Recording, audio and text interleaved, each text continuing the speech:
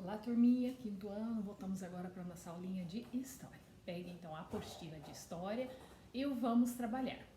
Turminha, abram a apostila de História na página 92, nós vamos ver a unidade 7, a volta da democracia. A população passou a pressionar o governo em uma campanha pelas eleições diretas, as diretas já, que revelava a vontade de grande parte do povo brasileiro pela volta da democracia. No entanto, esse desejo não foi atendido e as eleições presidenciais de 1985 ocorreram de maneira indireta. Em 15 de janeiro de 85, Tancredo Neves, político mineiro, venceu o paulista Paulo Maluf nas eleições presidenciais realizadas por um colégio eleitoral. Assim, mesmo que indireta, a eleição de um presidente civil depois de mais de 20 anos de regime militar marcou o fim da ditadura militar no Brasil. Então, turminha, em 15 de janeiro de 85, foi-se eleito aí o novo presidente do Brasil, né, pelos votos diretos e marcou aí definitivamente o fim da ditadura militar. Tancredo Neves assumiria a presidência em 15 de março. No entanto, ele adoeceu gravemente antes de tomar a posse e faleceu em abril de 85. O vice-presidente José Sarney tomou posse e permaneceu no governo por 5 anos. O governo Sarney. Apesar dos avanços na política nacional, a situação econômica do Brasil durante a década de 1980 era de crise. Em fevereiro de 86, com o objetivo de combater a inflação, o que é inflação? É o aumento exagerado dos preços das mercadorias. Então, com o objetivo de combater a inflação, o presidente José Sarney lançou um plano econômico denominado Plano Cruzado, que paralisou os preços pelo período de um ano e substituiu a antiga moeda, que antes era o cruzeiro, pelo cruzado.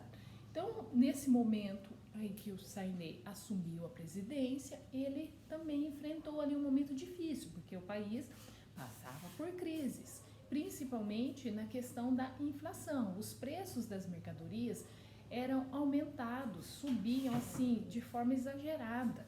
Então, ele teve que bolar ali um plano, alguma coisa, uma estratégia para tentar driblar aí essa questão da inflação. E ele lançou o Plano Cruzado, certo? E trocou a moeda, que antes era o cruzeiro, pelo cruzado. Além disso, os salários passaram a ser reajustados anualmente. Com o Plano Cruzado também foi criado o seguro-desemprego, que garantiu uma fonte de renda por tempo determinado aos trabalhadores demitidos pela empresa. E hoje, até hoje, permanece esse seguro-desemprego, que foi instituído aí na época do governo Sarney. Inicialmente, o plano foi muito bem sucedido, mas a situação mudou em pouco tempo. Com o aumento no consumo de certos produtos, as lojas ficaram sem estoque para vender e, em muitos casos, os preços voltaram a subir. Assim, em janeiro de 89, foi criado o segundo projeto de estabilização da economia, o Plano Verão. Com a nova moeda, o cruzado novo, preços e salários foram paralisados. Isso gerou resultado positivo apenas nos primeiros meses, porque a inflação retornou novamente. Entre o fim da década de 1980 e o início da década de 1990, a inflação no Brasil foi tão alta que era chamada de hiperinflação. Outro tema. Como era a vida no Brasil da hiperinflação? Caótica. Entre a década de 80 e 90, os preços de produtos e serviços brasileiros subiram absurdamente. Para viver nessa época, além de gastarem todo o seu salário rapidamente, as pessoas criaram hábitos que perduraram até os dias de hoje, como, por exemplo, fazer compras do mês, compras para o mês. Ao primeiro anúncio de alta de preços, todos temiam que tudo pudesse subir, então saíam correndo para as compras. Isto, é claro, causava filas gigantescas em diversos estabelecimentos, mercados e postos de combustíveis.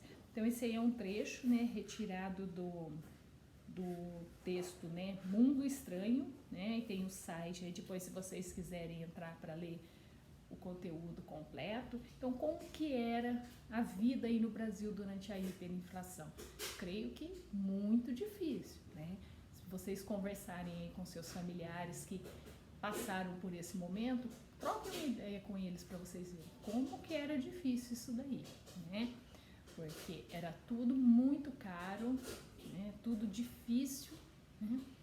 E foi um momento realmente caótico, como diz aqui no texto, né? Brincando de historiador. Essa atividade nós não faremos, ok? A Constituição de 1988. Em 15 de novembro de 1986, a população escolheu, por voto direto, governadores, senadores e deputados.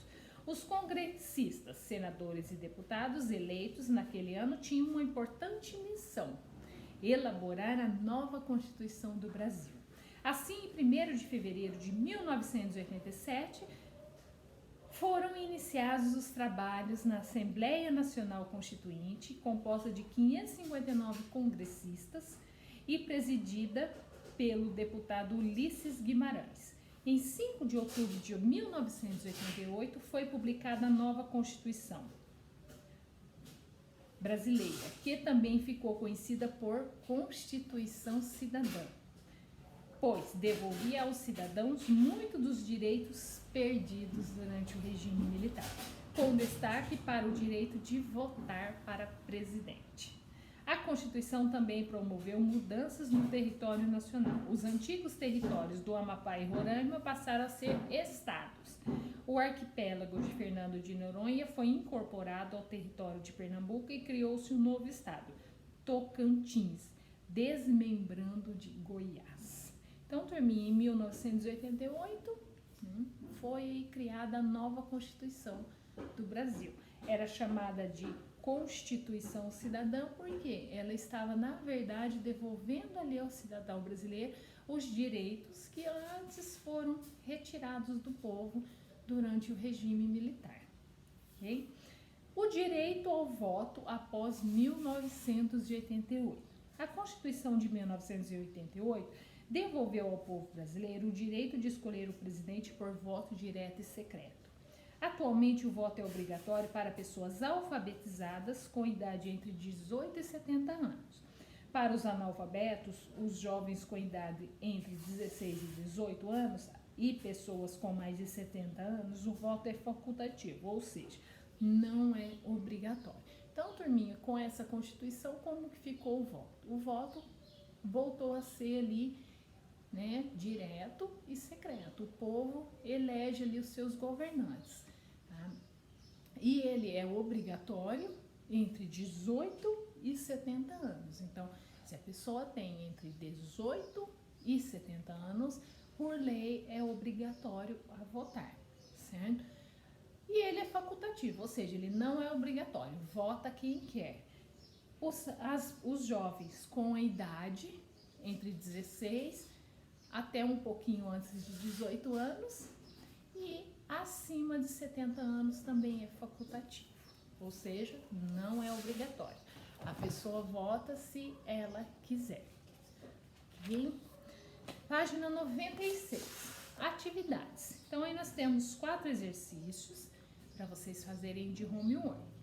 Primeiro, qual foi o resultado da campanha Diretas Já? Então, volte um pouquinho a apostila, lá na página, lá no início que começamos a aula, na página 92, vão lendo com calma, com atenção, para vocês colocarem a resposta aí para a prova. 2. Em sua opinião, a campanha pelas eleições diretas foi importante? Justifique. Vocês acham que foi importante ou não? 3. Quem escolheu o presidente nas eleições de 1985? 4. Observe os mapas a seguir. Brasil político antes de 1988 e Brasil político atual. Então, vocês vão observar esses 2 mapas, certo? A. circule no mapa atual os estados que surgiram após 1988. Então, vocês vão circular aí os 3 estados que surgiram depois da Constituição de 1988. E a B, qual foi a causa da mudança que você observou no mapa? Por que que teve essa mudança mesmo? Por causa do quê? O que que houve em 1988 que gerou essa mudança aqui no mapa? Turminha, homework, então, ficou apenas a página 96 da apostila. Tá? E temos uma folhinha do Vamos Trabalhar. Página 245 e o verso 246. Esta página aqui, ó. Brasil, nova república, nova constituição. À frente e verso aí para vocês responderem. Dúvidas? Pode chamar a Pro lá no WhatsApp. Combinado, turminha? Vejo vocês amanhã, então, na nossa próxima aulinha. Um beijão e com Deus.